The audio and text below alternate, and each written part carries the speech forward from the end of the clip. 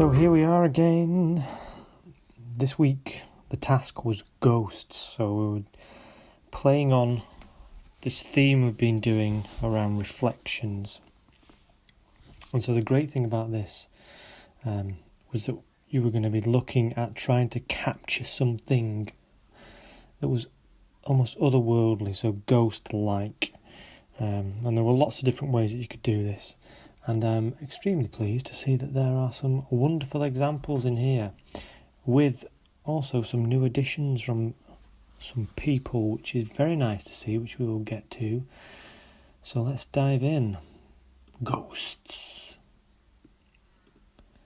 Don't need to share it. Okay, so some wonderful ones here. Let's not give the game away, but welcome to Jeff Jolly. Really nice to, I know it's only, I don't know whether you can hear through a photo, but you get the idea. It's really nice to hear from you and know you're there. So that's great. Not seen Jeff for months, like I've not seen all of you for months, but it's always nice when someone new comes on that we know. So it's really good to see Jeff's work. And we've got Shipwrecked at Roe Island. Good to see. We've got quite a high shutter speed there. We're outside. Low ISO, so that's good. Beautiful image. Black and white as well, of course, gives it that kind of otherworldly kind of feel to it, which I really like. And we can see that it's kind of shipwrecked, derelict. I love this ladder going up as well, as if you would, dare ye enter. But it's a lovely image, that. And again, a ghost of something, a ghost of a time when it was in use. So that's a good interpretation of it, isn't it? So I really like that. Good to see you, Jeff. Good to see you, Jeff. Nancy, where are my glasses gone? I do remember these, and this floor and curtain looks familiar. Pray tell, have we done something like this before?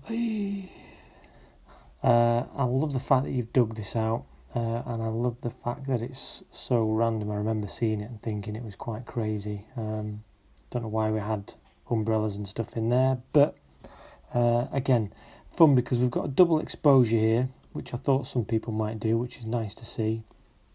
So again, it's laying an image on top.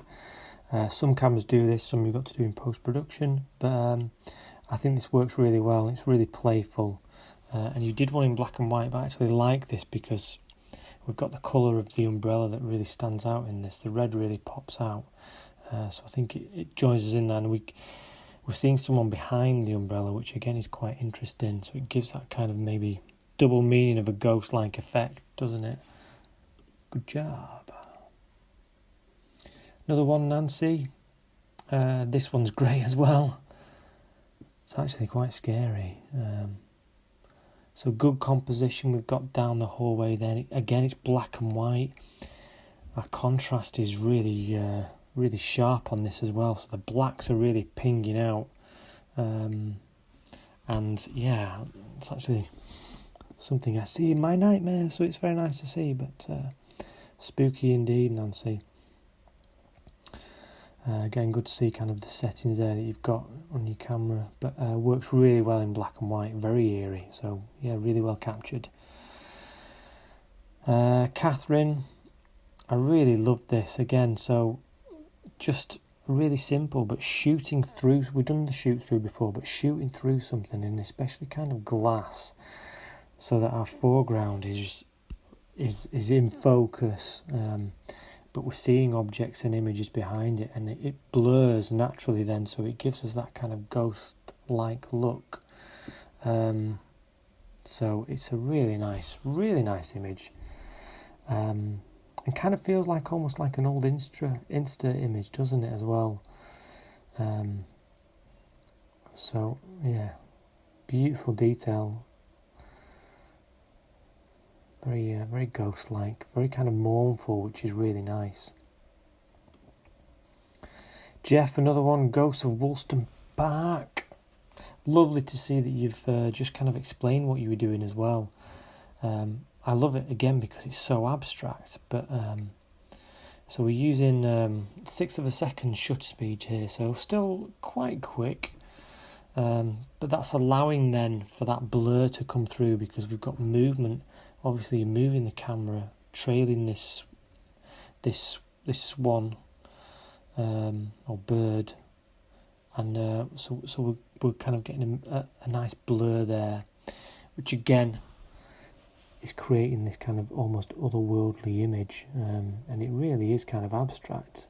It's like a painting, beautiful. And there are a series of these that I definitely recommend that you go back into the photo pool and have a look, because they're beautiful shots. Really well thought about that, Jeff. I think that works really, really well. So good job on that, mate. Good to see you back. Steph, you got some great ones this week. And this one, in the tunnel with in a tunnel with light as well, almost kind of synonymous maybe with Afterlife, which is quite interesting, with kind of that feeling of ghost. And then we've got this kind of ghostly figure there, which is kind of burnt out, but we can still see the silhouette. And I love how dark it is. It just draws you straight through into the middle of the image. And I think this burn here is fantastic actually. Well, I've not noticed that until I came out, but yeah, really, really good shot. And of course, the black and white just mutes the detail really well, doesn't it? So we're just seeing this, and obviously then a darker kind of, as I say, silhouetted figure just works really well to kind of create the emotion in that image. Guys, some great playful ones from this as well. Spooky it is actually, because this looks like a head as well, but we're seeing a character and an image through that, warped through the glass. So again, using that foreground to create an effect on the background that works really well. And I think you're dead right, Steph, that is quite spooky. But great.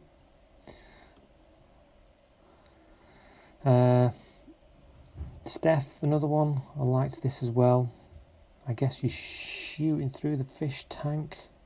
So again, it's helping to create that foreground background blur, isn't it? So this is our focal focus here in the foreground, but we can see this kind of character through the glass, which is again quite spooky. And we get that transparency, don't we, because we're already shooting through glass, and that's what makes that work quite well. Fantastic. And lastly but not least, Guy, I loved this. Firstly because again this is almost creating a character, but what it's also doing is it's adding the contrast so that the light can be reflected back up through the mop. And even though we can see you here, we're looking at this, and this is our focus. So it's actually a really clever shot. Without the cloth in it, it may have worked. We would have just seen you, but this adds a whole extra dimension. Again, that kind of, it looks ghostly, doesn't it? It looks like a ghostly figure. So look through the photo pool. I look forward to seeing what you put up this week for Another World. Again, it's quite playful, so you can think about things a bit differently. Great to see you all, it really is. Hope we can see each other soon, and until then, take care. Bye.